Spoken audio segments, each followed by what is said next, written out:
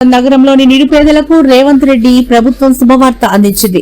రాష్ట్ర వ్యాప్తంగా అమలవుతున్న ఇందిరమ్మ ఇళ్ల పథకాన్ని Greater Hyderabad Municipal Corporation GHMC పరిధిలోనూ ప్రారంభించేందుకు సన్నాహాలు చేస్తోంది. ఉగాది పండుగలోపు అర్హులైన లబ్దిదారులకు ఇళ్ల మంజూరు పత్రాలు అందజేయాలని ప్రభుత్వం లక్ష్యంగా పెట్టుకుంది.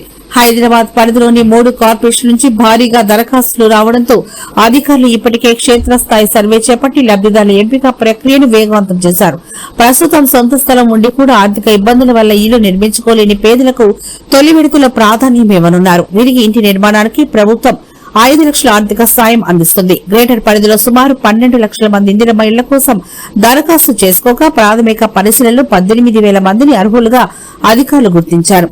అయితే ఈ జాబితాను మరోసారి క్షుణ్ణంగా పరిశీలించి వారం రోజుల్లో తుది జాబితాను సిద్దం చేయాలని భావిస్తున్నారు.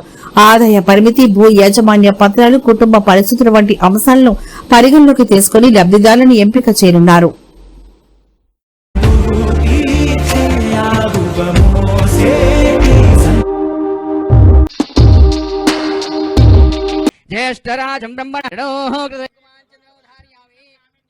సంవత్సరంలో 5 లక్షల ఇండ్లు మేము ఇస్తాం.